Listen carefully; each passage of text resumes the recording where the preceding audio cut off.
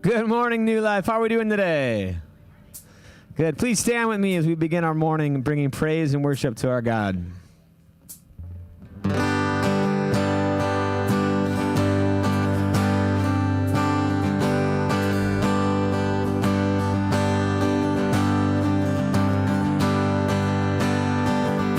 Sing with me. Who breaks the power of sin and darkness, whose love is mighty and so much stronger, the King of glory, the King above all kings.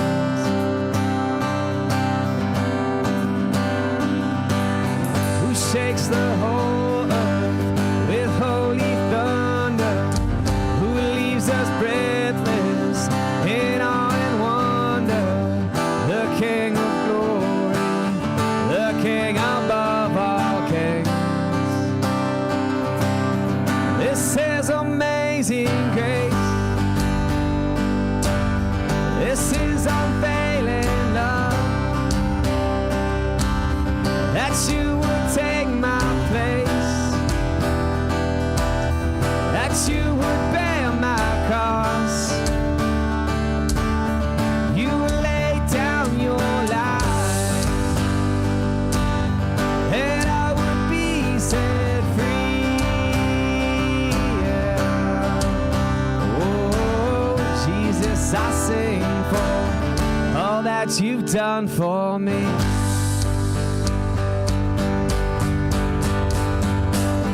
Who brings our chaos back into order and makes the orphan the son and daughter, the King of glory, the King above all kings. Who rules the nations with truth and justice, shines like the sun and all of its brilliance, the King of glory, the King above all kings. Jesus, amazing grace. This is unfailing love, that you would take my place, that you would bear my cross, you would lay down your life, Jesus, and I would be set free. Yeah. Oh, Jesus, that you've done for me.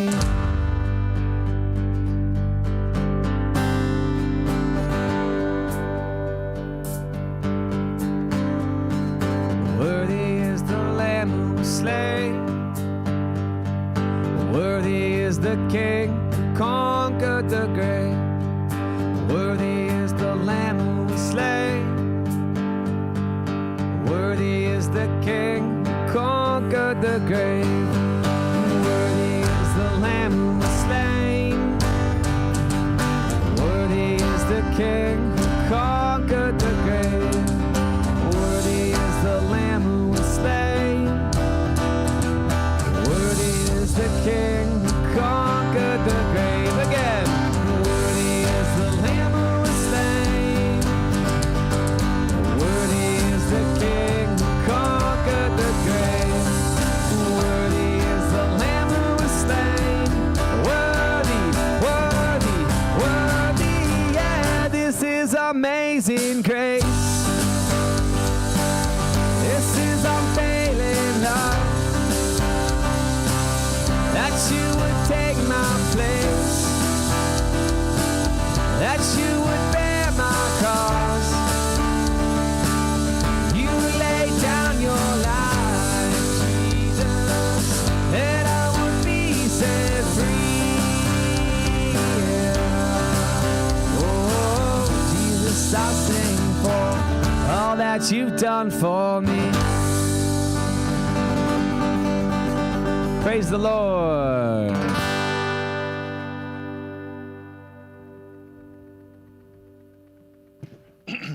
Good morning, everyone. This is Kate. This is John. I'm Dennis McKeel. We are honored to serve you this morning as the worship team. We got a few announcements to go through, so if I move a little bit fast, this is more an invitation and information. So if you want more information, you can always go to your green program. Cool? Cool. All right, Bible study in the Psalms. That'll be Tuesdays at New Life from 6 to 7. This is an invitation to get the study of the Psalms. And if you have any questions, you can see Bill Rogers or go to the Welcome Center. The Crew Family Picnic and Informational Meeting. This is for 5th to 12th graders. It's more information, but you're also invited to it. It'll be Wednesday, September 11th at 6. You can enjoy a meal together and learn more about the upcoming year. Stitches of Love, that will be on Saturdays, on September 14th. That's from 9:30 to 11 in the gathering space. Shalom is a 6-week grief support group for adults struggling with the loss of a loved one. That is on Mondays from the 16th to the 21st. To register, you can talk to Gail Trimberger, and she was a greeter at the first service, or you can also go to the New Life and check the upcoming events. Friendship meals at Rupp's in Sheboygan.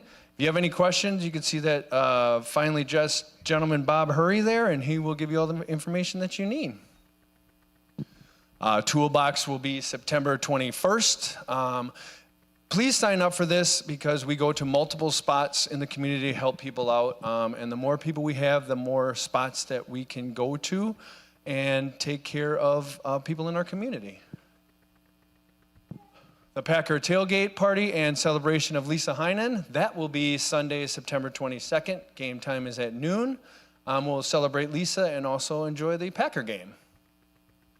The men's fall retreat, I'm sorry, that picture is pretty amazing. Looks pretty nice in fall. Anyway, I have to apologize to all the men. I am the one that was leading this, and at one point, my wife, God bless her heart, was like, what are you going to do about this, get this ready going, because it's like at the end of the month. And I was like, hey, that's what I do. And she was like, well, sometimes it's doo-doo. So get out there and actually do something and help the fellas on the men's retreat. So if you have any questions, come see me. I'll be over in the gathering space after service, and you could also go to the Silver Birch Ranch website. What was that going on? Okay. Generosity is a reflection of our heart. So in our hearts, how can you be generous?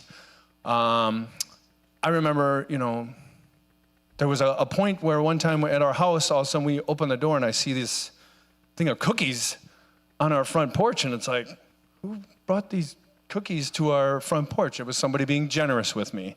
And just, search in your heart to try to be generous in different ways. And we have all kinds of different ways to do that here at New Life, whether it be your time, treasures, or talents. Or if you just want to just be generous and bless somebody with that generosity. So, that was awesome. All right, if you guys wouldn't mind standing and greeting somebody next to you, we will get back into worship.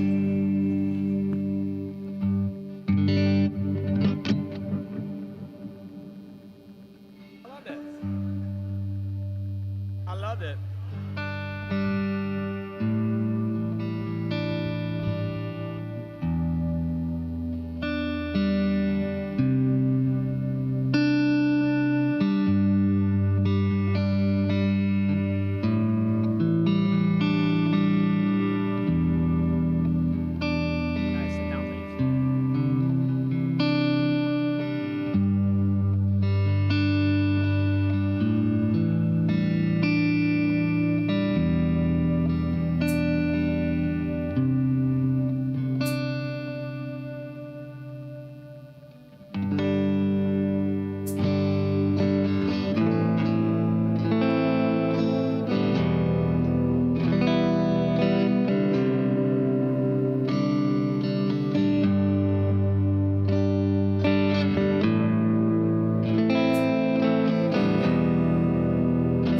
All right, sing with us.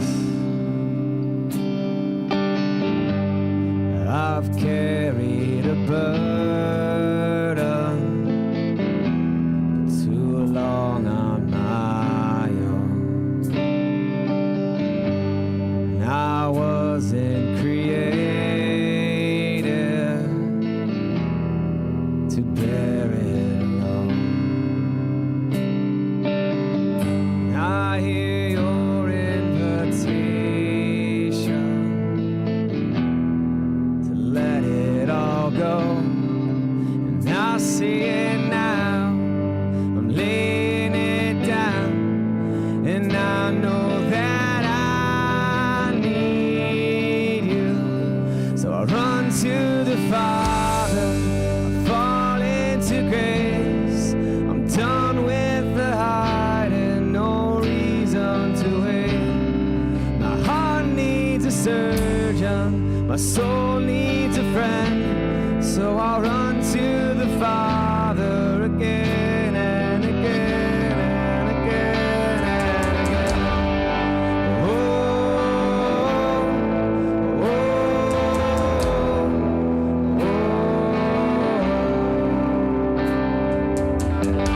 You saw my condition,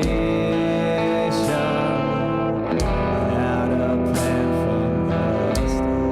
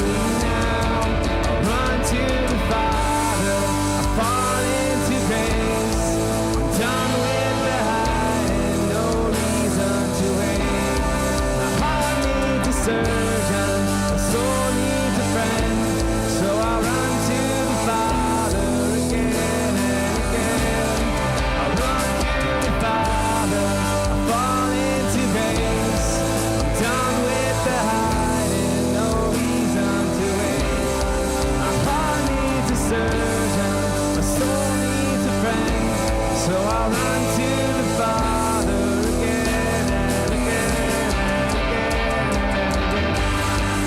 Oh, oh, and again and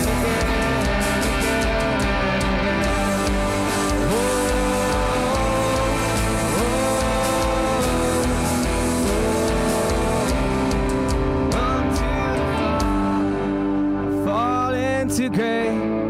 I'm done with the hiding, no reason to wait. My heart needs a surgeon, my soul needs a friend. So I'll run to the Father again and again and again and again.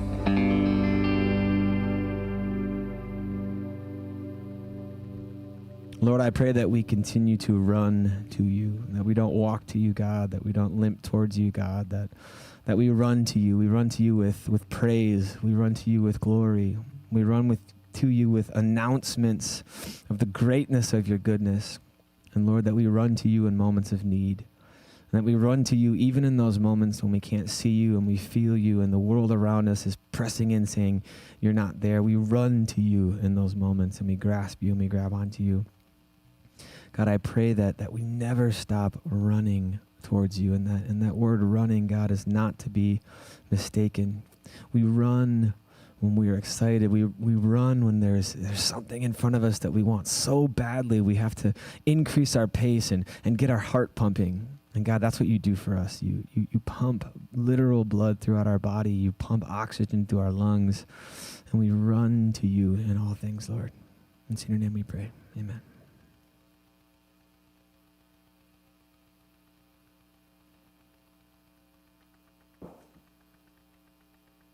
Well, good morning. My name is Aaron. I am one of the pastors here at New Life, and we are glad that you've chosen to be with us here this morning. I don't know if this is true in other professions or not, like true for teachers or professors, maybe doctors. But one of the things that I find fascinating around being a pastor is the number of times that people will maybe come up to me, be it if they know that I'm a pastor or when they know if I'm a pastor or whatnot, and ask me questions. It doesn't matter if they go to church, it doesn't matter if they're Christ followers. There's something around a curiosity of wanting to be able to ask questions, to be able to say, okay, Aaron, what do you think? Or Aaron, what do you think that God thinks around a certain conversation or a certain topic?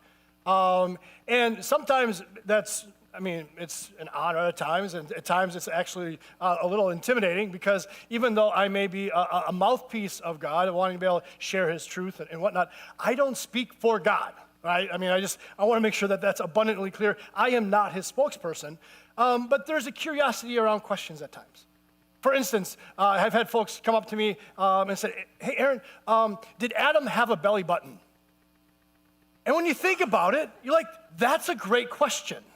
Right? Because, he was never in his mother's womb. He never had an umbilical cord connected from him to his mom. So, does he? I would say no, but I also have to be honest, I haven't seen it. I haven't seen if he does have a belly button or not. Or I've gotten questions before of, Aaron, do you think God got tired of naming the animals? What do you mean? Well, he goes there's rhinoceros and duck-billed platypus and hippopotamus, crazy, creative, amazing names. And then he's like, cow, dog, cat. He just got worn out by having to come up with all these great names, right? Or I'll get this one, and my daughter Jada asks me this frequently, do dogs go to heaven? It's that's a great question. Cats don't, but maybe dogs do. Sorry. Obviously, the cat family here takes things really personal. Or I'll have people ask, Aaron, what's heaven like? And again, legitimate question. And typically my response is, I haven't been there. If I do and come back, I'll let you know. But then it's also the end times, Revelation, or Aaron, in the end times, if I'm driving and I get taken up, does my car keep on going? If you have a Tesla, no, it'll stop. everything else, look out, right? But I have to say, if I get one question that's asked over and over and over and over and over again, it's this question. Where is God when it hurts? Where is God in the pain of life? Why is there so much pain and suffering in the world? Aaron, if God says that he loves me, then why is he doing this to me? Why is he causing me pain and heartache in my life? Here's the challenge in wrestling with a question like that. Here's a challenge to the conversation that we're going to have today that's going to feel very one-sided. Is that when we look at that question, how do we define what hurts? How do we define what pain is? Because when we're honest, there are varying degrees of hurt and heartache and pain. Even, for instance, the death of a loved one. Varying degrees of what that hurt may mean to you or to your neighbor. The death of a spouse. The death of a child. The death of a sibling or a friend. And then even within that, the varying degrees of how they died. What do we do with the pain and the hurt of broken dreams? Broken promises? What do we do with the reality of, will I always be single? Why am I childless? What about that diagnosis? What about the failure in life? Where maybe you didn't cause the failure, but you're dealing with the repercussions of the failure that was done to you, and you're picking up the pieces saying, this hurts, this is painful. Where, God, are you? Which means, even in our conversation today, because I don't know what your pain is, what your hurt is, what your brokenheartedness is, I can't fit that nice and neatly in a box. I can't give you a formula of if you just do A, B, and C, it won't hurt as bad. But I would also argue that's not the point of the question. The point of the question isn't to find another way to numb ourselves within pain. The point of the question is to do a heart-wrenching search of where is God when there's pain, suffering, and hurt. Maybe you're not in a place like that right now. Maybe you're like, hey, Aaron, I was coming in really good. Thanks for bringing me down, right? But I would argue there's two realities that are going on at play at minimally if you're not presently going through something painful. One reality is that maybe there was a hurt or a pain or a heartache that happened 5, 10 decades ago. And you've placed it nice and neat in a box, and you've done everything you possibly can to make sure you keep it out on the shelf, but yet it's still there. There's still a pain, there's still a hurt. And then there's others of you here today, and most likely this is going to talk to kind of the younger audience, is that maybe you haven't gone through something that is incredibly hurtful or painful or hard, and that's okay. But maybe the conversation that we can have today can prepare you for when it does happen, because you will go through hard things. Jesus gives us that hard promise. He gives us that hard promise in John 16, verse 33. Jesus says, I have told you these things so that in me you may have peace. In this world, you will have trouble. But take heart, for I have overcome the world. Jesus is very clear. Not only is he telling us that we're going to face trouble, in some translations it actually means suffering or heartache. He says, not only are you going to face trouble, but Jesus faced his pain. Jesus faced his hurt. And he acknowledges that we aren't going to be void of it, but that we can discover peace when we press into him. We can discover peace in the midst of trouble depending on what we do with our pain. We try and numb it. We try to ignore it. We try and pretend that it doesn't hurt as bad as it does. It will continue to linger. But that we can actually see a peace that surpasses understanding when we press into the things of God. So here's the other challenge with this conversation today. I can't cover it all in a 35-minute conversation. I can't cover all the different ways that this has been a reality for you. And so if you're wanting to be able to dive into a little bit more, if you want to do some reading or reflecting, I want to encourage you on 2 resources. First one's by Tim Keller, Walking with God Through Pain and Suffering. And then the second one is Where is God When It Hurts by Philip Yancey. I encourage you to take your time, get those resources. We may have some here at the library, but either way, those are opportunities for you to delve in just a little bit more than what this conversation can provide. Because we're in a summer throwback series, where we're looking at stories of old to see how do they apply to our life today. And this week, we're going to look at a family that was ravaged by pain and hurt. That the matriarch of the family screams, blames, and is bitter towards God. The story that we're going to look at is in a tiny little book in the Old Testament. It's only 4 chapters long. So I encourage you this week to take some time. It may take you 15 minutes if you read it from chapter 1 to chapter 4. It'll take you a little bit longer if you delve into it. But this little book is called the Book of Ruth. The small story of Ruth is taken up in the larger story of God's purpose. It's in this way. The book of Ruth invites us to consider how God might be at work in our own lives, but not only that, but that the pieces of our lives, right, how do those fit in the midst of hardship, tragedy, and death? So let me give you just a brief background because we need to understand the setting of what's taking place in this book before we really dive into it. And so what we see within this book is that this book takes place in a time of what's called the Judges. And what that simply means is that there were no kings overseeing the land of Israel. And these judges ruled in a way, in their own flesh, in their own selfishness, that led to be incredibly dark, incredibly wicked. And it was a time that was filled with hardship and famine.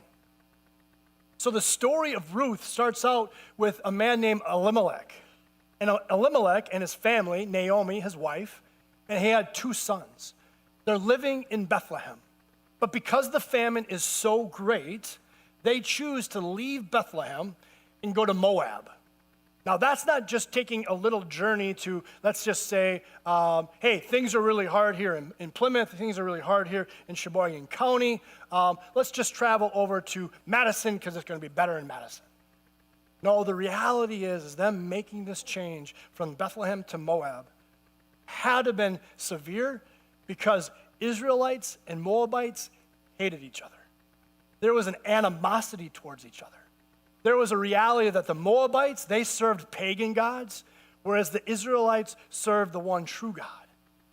And yet, the famine was so bad, the only way for Elimelech and his family to survive was to go into this land. So sure enough, they pack up their belongings, they head to Moab, hoping to start over.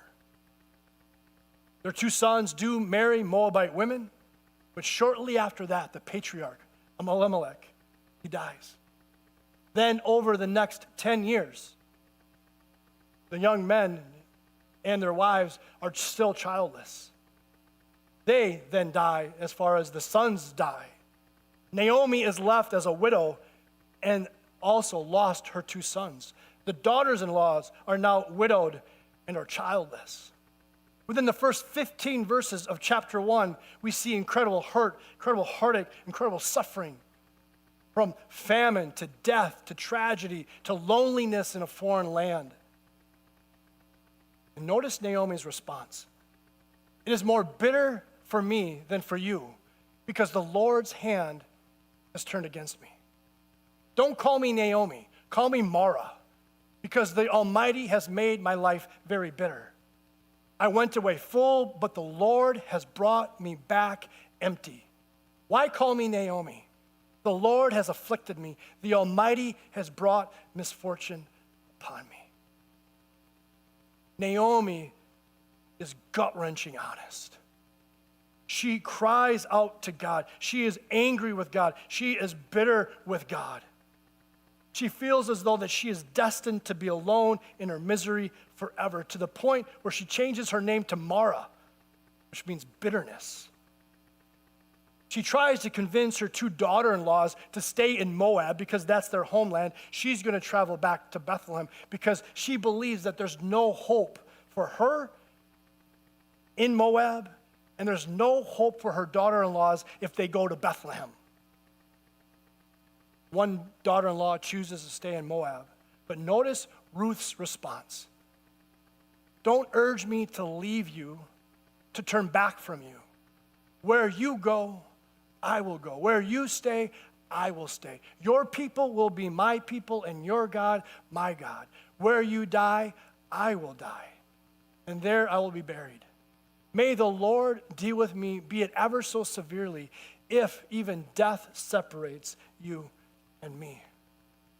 In Ruth's response to Naomi's anger and bitterness and desire for Ruth to stay in Moab, we see a glimpse of her loyalty. We see a glimpse of her commitment.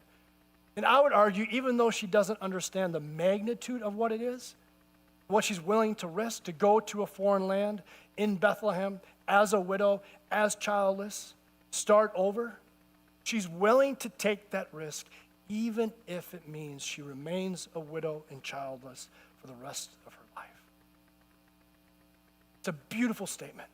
It's actually a statement that is shared within wedding vows. But I'm getting ahead of myself.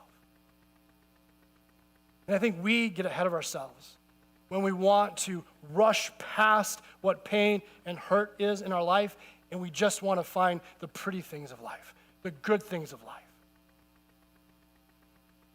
I think we do our pain a disservice when we want to throw some fluff on our pain just so we can feel a little bit better.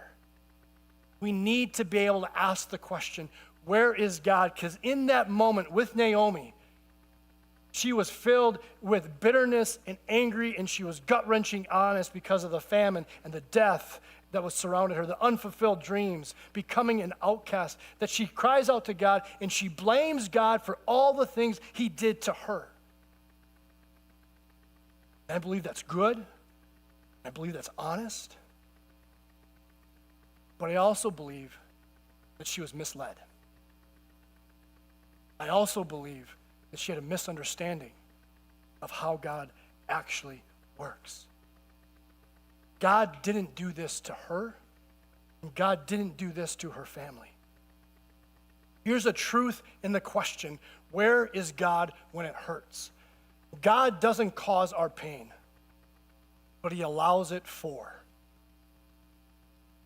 Now, I know I stopped it there, and it might seem a little clumsy, but there's two reasons why I stopped that statement.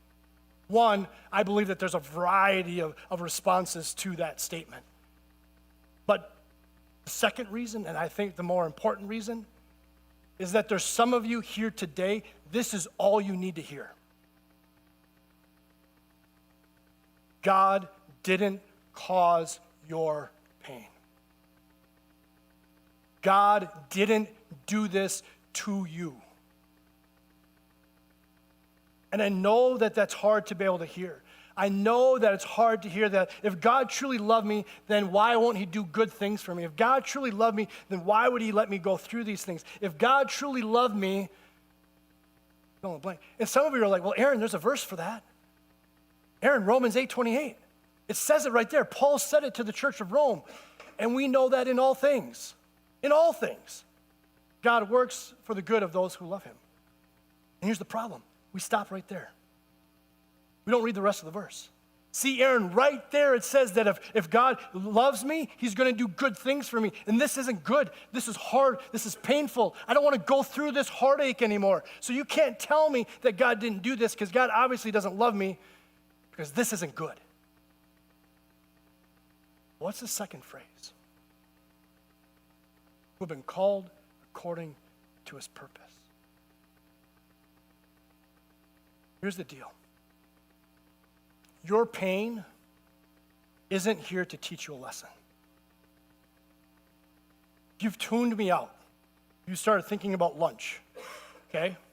I need you to tune back in. Because I have to continue to press in.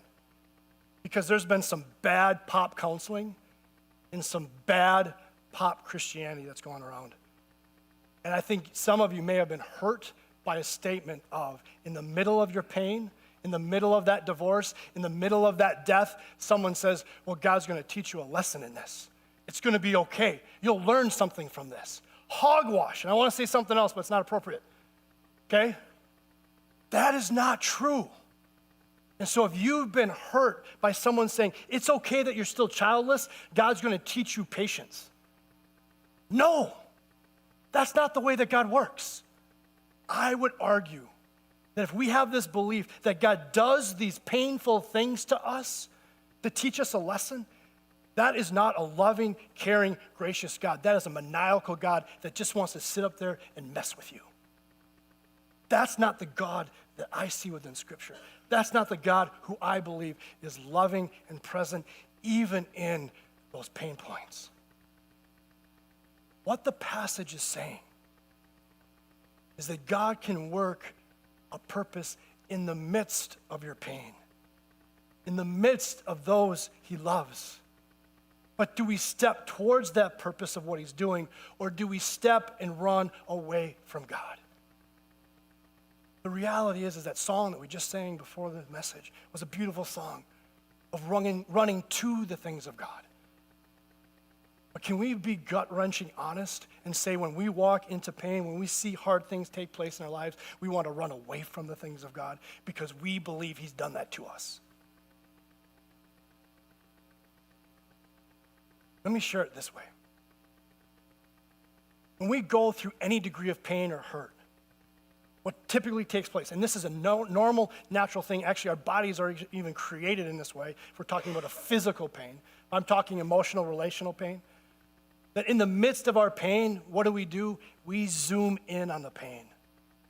We zoom in on the pain, and that's all that we can see, just like a camera zooming in from a far distance to zoom in and to see something closer. When that happens, everything else in the background or everything else that's on the peripheral gets lost. We don't see it anymore. All we do is see our pain. And so this verse, this passage, is an invitation that God's saying, can we zoom out a little bit?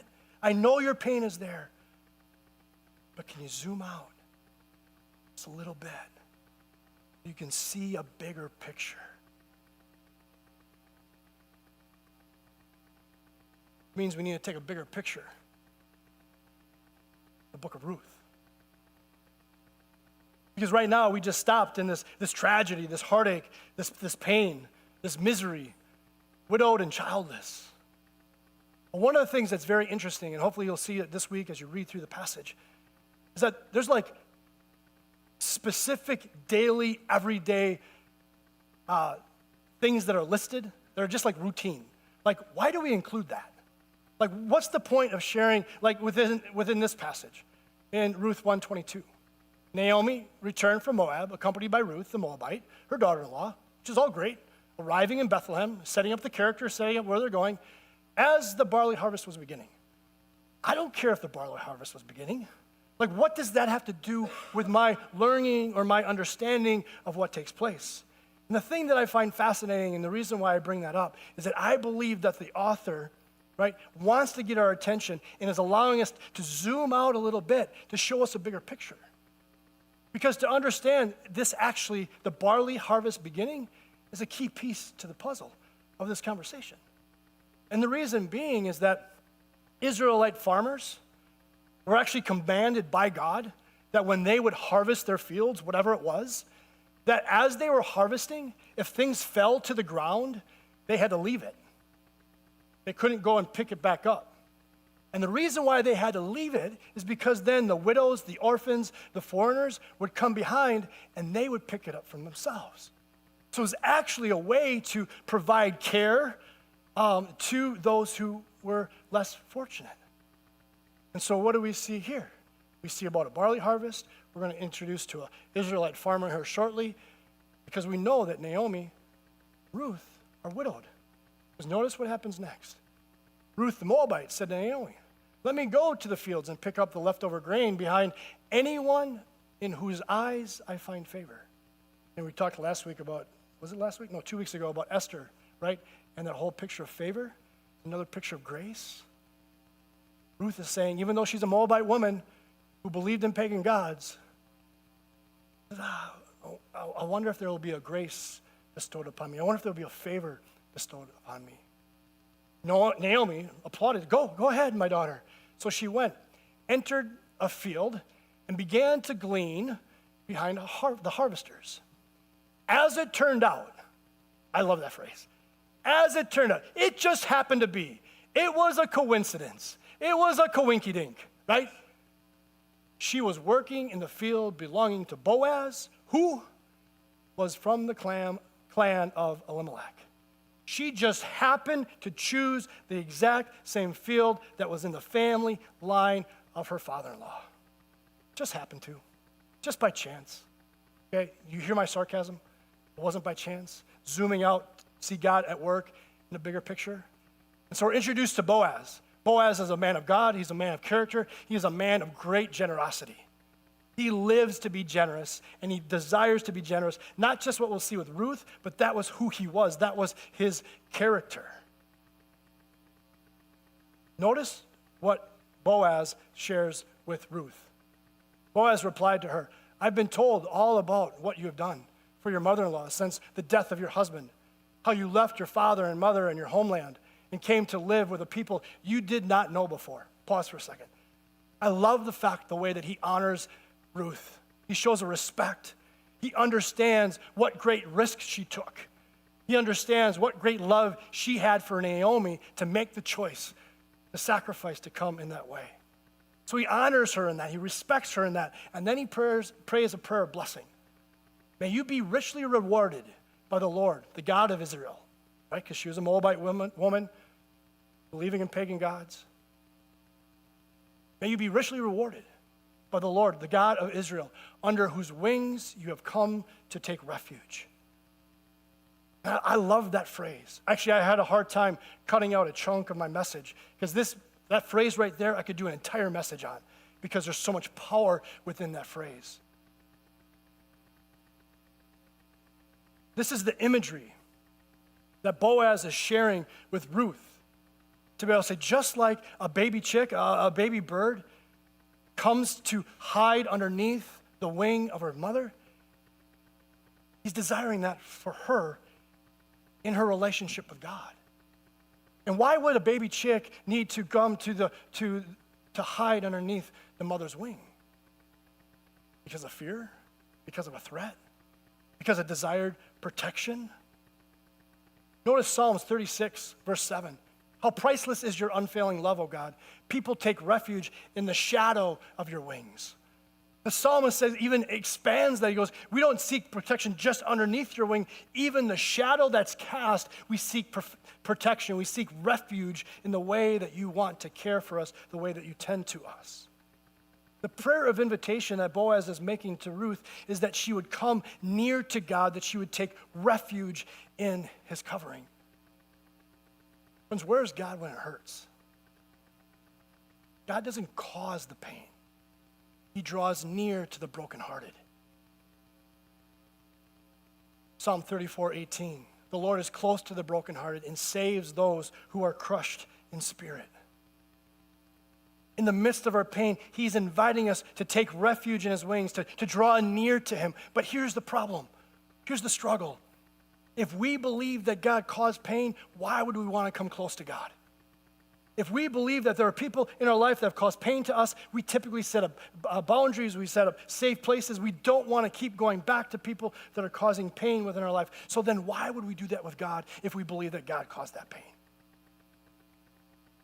That's why you being gut-wrenching honest about your anger or your bitterness towards God, of how you do believe that he did these things, the only way to be able to do that is to draw near to him, to take refuge in him, to be able to cry out to him in that way.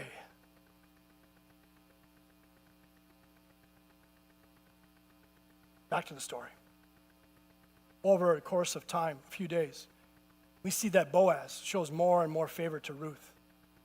And that Ruth is persistent in showing up and gleaning from his field. And I would also say she's hoping to glean a whole lot more than harvesting. She's hoping to glean a husband. She's not stupid, right? She sees that Boaz is a man of character. He's a little bit older. He's going to be able to provide. So she's going to do what she can to glean herself a husband. Notice what Naomi says to Ruth. Wash, put on perfume, get dressed in your best clothes. Then go down to the threshing floor, but don't let him know that you are there until he has finished eating and drinking. Emphasis on drinking. When he lies down, note the place where he is lying. Then go and uncover his feet and lie down. He will tell you what to do. Getting a little spicy. It's like, woo, we got feet getting uncovered. Like, wow. Now, I'm not going to dive into all the cultural realities of what's taking place right there, because actually I believe we'd be missing the fuller point of what's taking place. I want to draw our attention to something that seems kind of minor, something that seems kind of like it understandable. Wash, put on perfume, get dressed. Well, of course she's going to do that. She's going on an unsuspected date. I mean, Boaz doesn't know she's going to show up this way. So she's got to put on her best self. She's got to look good. She's got to smell good. She's got to show her best self. And we could look at that and say, yeah, that makes sense. But what was she doing before? And I'm not saying getting sweaty in the field. You have to understand that she was a widow. She was childless. She was in mourning. See, the cultural practice of mourning is that you would actually put on mourning clothes, that you wouldn't keep yourself, you wouldn't wash yourself, you would look downcast, you would look as though that you would have a heavy heart, you would walk differently, you wouldn't go out into public, you'd try and keep a separation there because you were in a time of mourning. Have you been there? Have you been there when the pain seems so heavy that it's just enough for you to try and get out of your pajamas and put on, quote, real clothes? How you have to kind of put on your makeup or do your hair, if you have hair, right? Or how you just have to, I got to cheer up because I got to go out in public, when in reality you don't want to go out in public. You just want to stay binging Netflix and eating Doritos. I know I've been there. I remember back 20-some years ago, heavy season of my life for Teresa and I. And we didn't really want to be in public, but we needed groceries. And so I took the short straw and went to go get groceries. And my whole intention was wear my cap as low as I can, grab my grocery cart, and just get what I need without ever looking up, because I don't want anyone to talk to me, and I want to be as absolute alone as I possibly can. See, the power in this passage, the power in the simplicity of what is taking place, is that we can run right past it. But Ruth is making a decision. She's making a choice. Do I stay in my mourning? Do I stay in my pain? Or do I begin to step into something else that God might be doing? She's asking the question, how is the pain serving me? And do I want to stay there and continue to live that? Or do I want to step something different? So where's God when it hurts? God doesn't cause pain, but invites us to let him heal the pain. God doesn't cause pain, but invites us to let him heal the pain. Folks, God's not going to force his healing upon you. I know that sounds strange. He's not going to force it. He's going to invite you to ask to be healed. Look at all the different ways that Jesus worked, right? All the different ways that Jesus had step into miracles. When he would see a blind man, what would he ask? He said, what do you want me to do for you today? You're like, Jesus, like Captain Obvious. The guy can't see. What do you think he's going to ask for? The guy can't walk. Why are you asking, what do you want me to do for you today? Why? Because he's not living in the assumption that you want to be healed. He's inviting you to own the fact, do you want to be healed? Do you want to step into what that healing could look like? So Ruth had to wrestle, what purpose does my pain serve? What do I value? What do I have? What purpose does it have for me staying as an outcast, a widow, childless? Do I want to stay there? Do I want something else? The same question is true for you. What purpose does your pain serve? And I know that that's a hard question. But is there a pseudo hope that you have? Not tending to the pain and the hurt and the questions that you have? Have you, and this might be offensive, but I'm sorry, have you made a friend with your pain? And it's so familiar that that's all you know. You actually ask Christ to heal it. You don't know what life will look like, and so it's just, even though it's miserable at times, it's just easier to keep your pain as your friend. Psalm 147, verse 3 says, he heals the brokenhearted, and he binds up their wounds. God is wanting to heal your pain. God knows that healing isn't painless. God knows that there are scars that you have that you don't want to reopen. There are scabs that you have that you don't want to start bleeding again. But he's saying, I want you to draw near. I want you to bring healing, even though it's going to be hard, even though it's going to be painful. I want to tend to you in that way. Maybe today, the simplest of prayers, being able to say, God, you tend to that pain.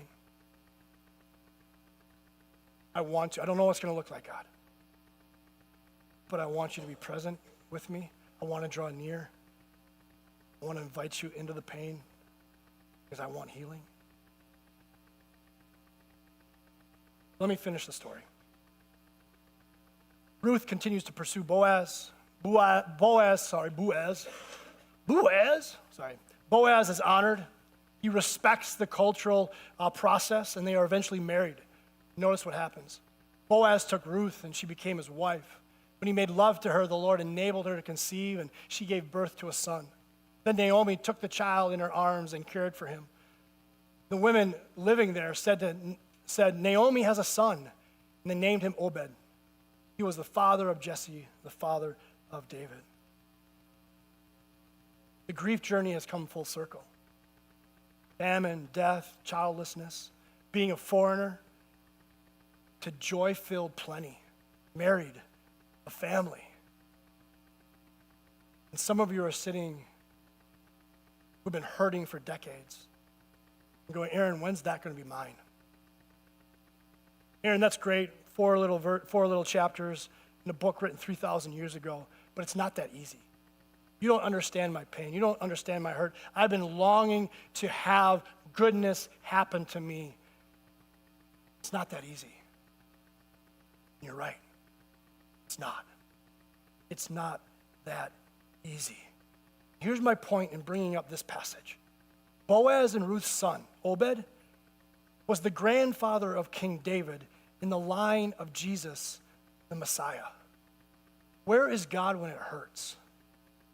God doesn't cause pain, but he allows it to be used for something greater. Naomi's dark night of the soul becomes part of the story of God bringing King David to Israel and the Messiah born of Bethlehem to redeem all of our pain and all of our tragedy. We don't know how God will redeem our pain. I wish I could give you what that formula is. If you do this, this is how God's going to redeem it. We don't know that. But we also don't know the purpose of what it may become. We need to hold on to the promise that he is near and that he invites us to be healed. Yes, Ruth experienced the beauty of being married, having a child, finding favor with the community. But what happens when that isn't your story? What happens when your pain isn't restored in that way? To the point that healing may rightly be defined as God's greater presence and purpose in our life, but not the absence of pain. Let me say that again. Healing may rightly be defined as God's greater presence in my life and a greater purpose in my life, but not the absence of pain. Case in point, the long time story of Johnny Erickson Tada. Born in 1949, Johnny was an active, athletic young woman. However, in 1967, at the age of 17, she suffered a life-changing accident while diving into the shallow water of the Chesapeake Bay. The dive left her quadriplegic, paralyzed from the shoulders down. In months and years following the accident, Johnny struggled with deep depression, anger, and questioned about God's purpose for her life. Through the support of family and friends and a deepening Christian faith, she eventually found new meaning and purpose. Despite her physical limitations, Johnny learned to paint by holding brush between her teeth, and her artwork gained widespread recognition. She also became a well-known author, speaker, and advocate for people with disabilities.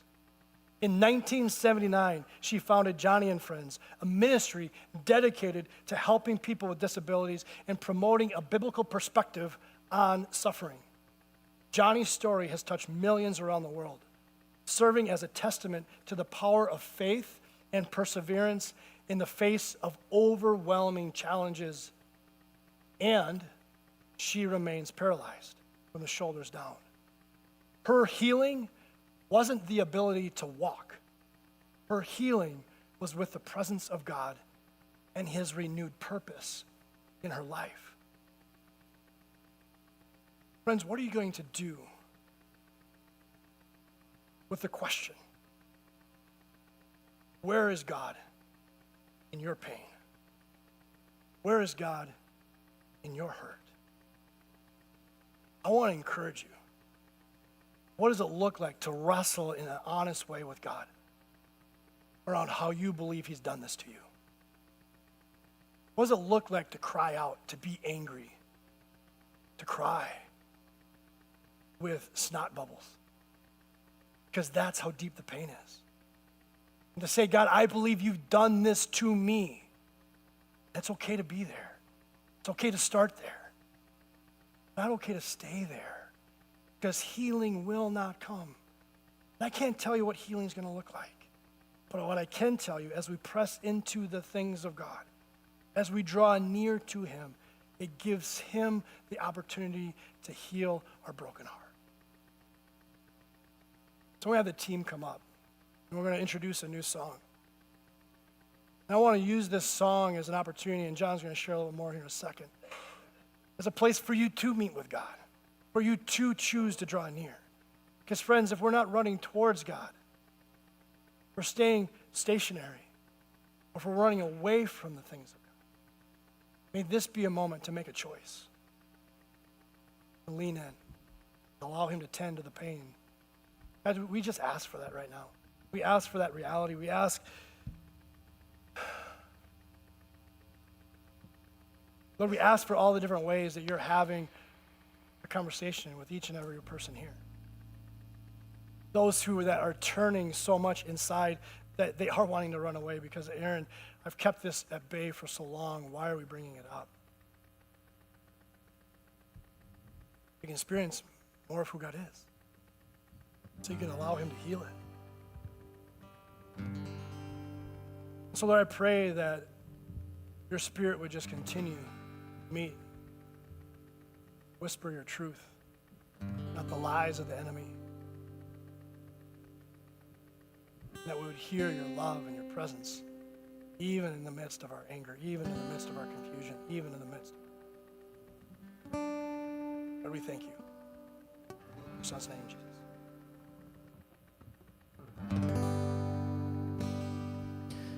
stay sitting or stand if you'd like to.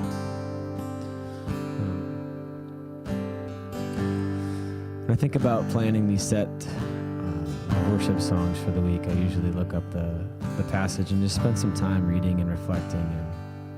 And sometimes songs come to me really quickly, and sometimes I really have to kind of dig in and think about what's on my heart. And oddly enough, the book of Ruth, I opened it up last weekend, and within the first line or so, this song, this old song called Close, just immediately landed in my head, and I could not get it out of my head. And it's a song that we used to play at an old church that I led worship at. And at first I thought, well, that's kind of weird. I mean, I haven't listened to this song or heard this song in years, maybe close to 10 years. And I said, okay, well, let's pull up the lyrics and let's read Ruth and look at the lyrics. And I want to draw your attention to 2 lyrics in this song and just give a little bit of context for why I think it truly connects to what we hope you walk out of here understanding. And that first line is this: where we go, or where you go, we will follow. Through the dark, through the narrow, and in all we do, we are bound to you. Right? Where you go, God, we will follow, even if it seems dark, even if it seems full of pain and dangerous, God, we will continue to follow you. Because in all we do, even in the pain and the suffering and the hurt, even in the moments when we do sin, when we do blame you, God, and we do look at you as someone who does things to us, God, even in all of that, we are bound to you as your children. And the second line is, we are found in your presence, God. We seek you in your fullness. Give us eyes to see that you are all we need. And in the case of the passage today, through faith, and through hanging on, through those moments where many of us would turn tail and run, God gave eyes to see his fullness. And that is our prayer, and that's my outlook on life, is even in those moments when I feel tempted to say, God, why are you doing this to me? But God, we pray you give us eyes to see all of the wonderful things that Aaron has laid out to us today, that we have eyes to see. That truly, God, you are all that we need. In the arms of the Father, there is love like no other. He who formed all things, he offers love to me. Where you go, we will follow. Through the dark, through the narrow, and in all we do, we are bound to you. I wanna be close to you. I wanna be close to you. There's nothing in this world that compares to all you are.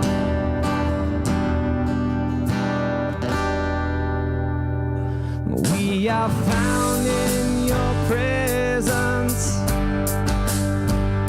seeking you in your fullness.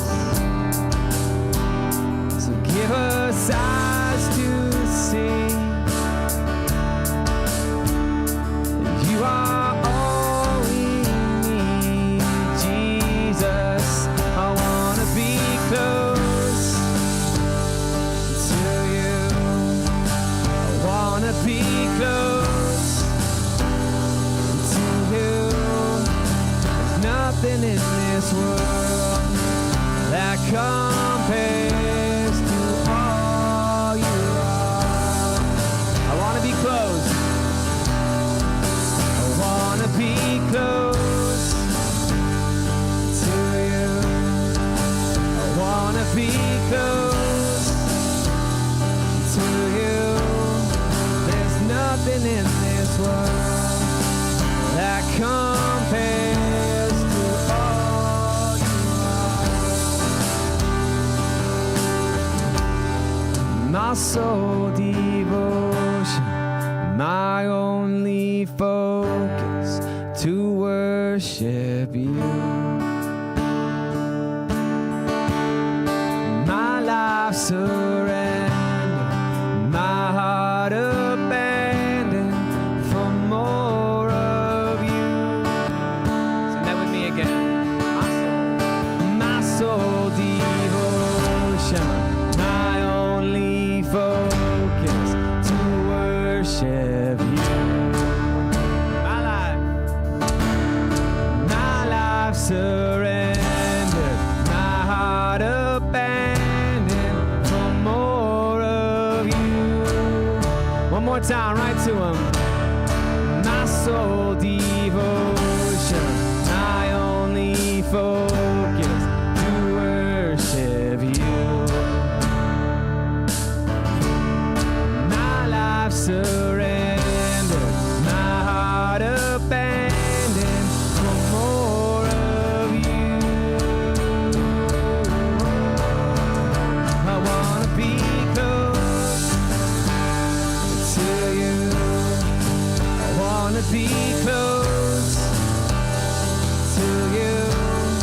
There's nothing in this world that compares to all you are.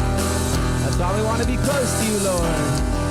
I want to be close to you. I want to be close to you. There's nothing in this world that compares to all you are. My soul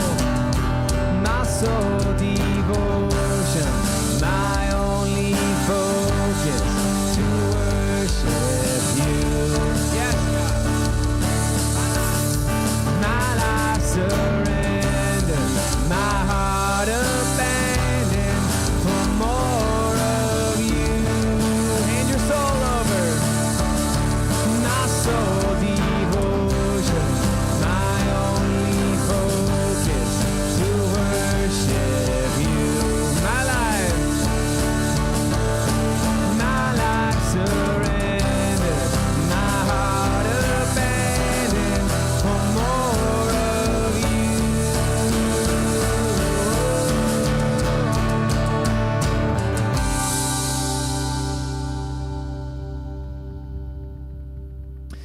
God, that is our prayer, that we want to be close to you in all moments.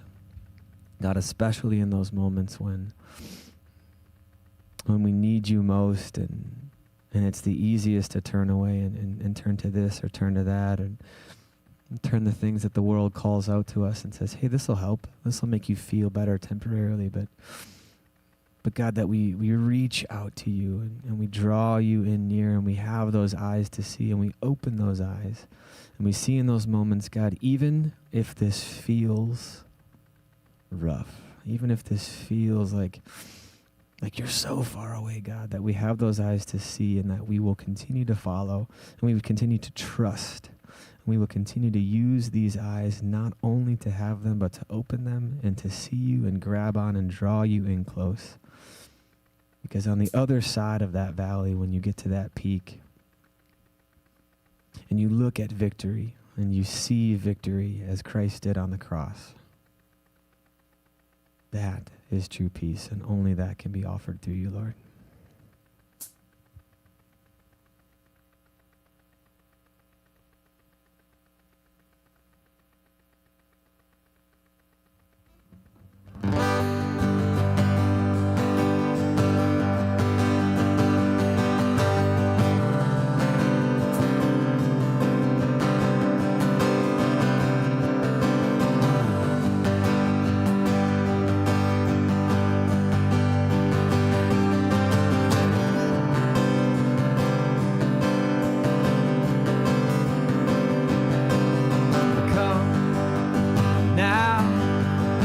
as you are or as you want to be.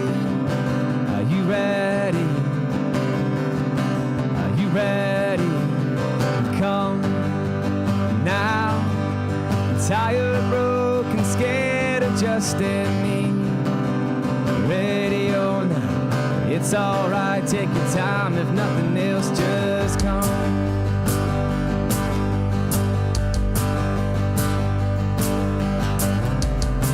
Are you ready? Are you ready? Come now. Bring your hopes, your dreams, your doubts, your scars. Are you ready? Are you ready? Come now.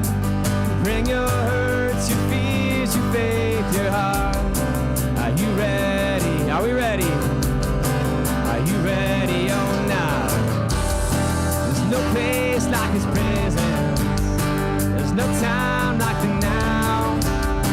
Every 1, 2, or 3 of us coming in here and now. And He welcomes the broken. He's redeemed our past. He's not mad at any one of us, but He waits with open arms, says, come.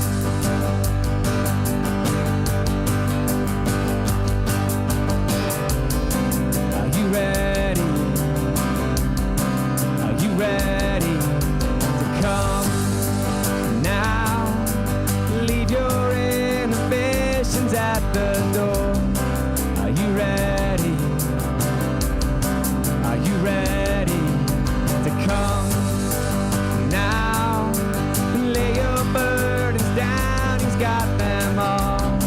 Are you ready? Are you? Are you ready? You're not. He's still faithful to deliver. Mighty is heaven to save. He's still good on His promises, and His love never fails.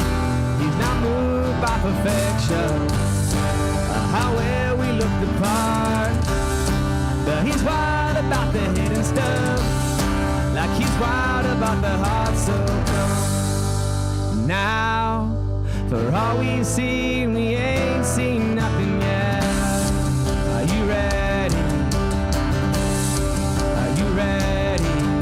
So come now.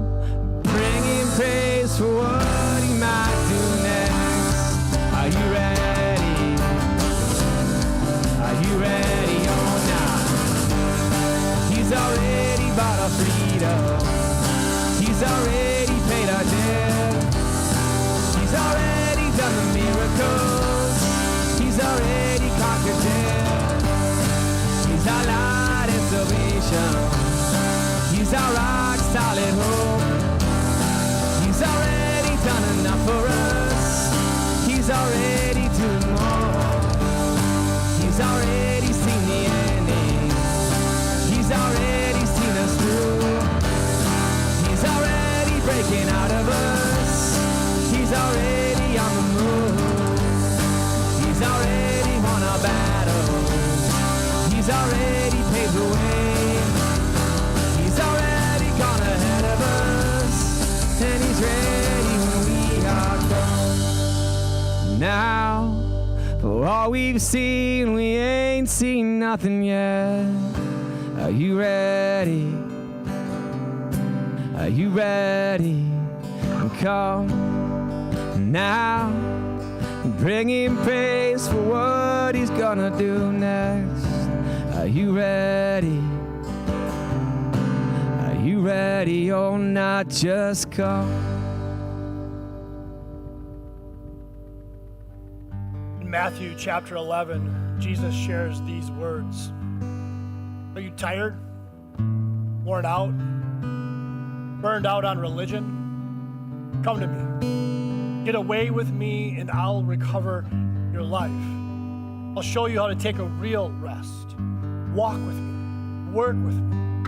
Watch how I do it. Learn the unforced rhythm of grace. I won't lay anything heavy or ill-fitting on you.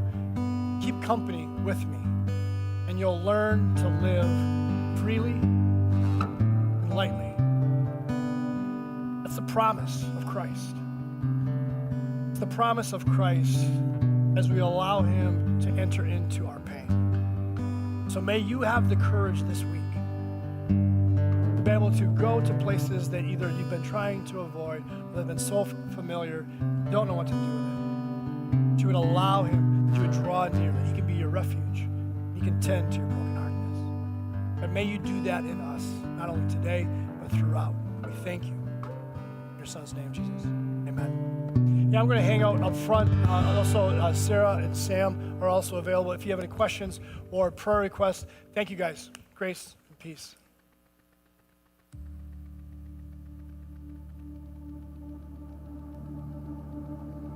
When the best of me is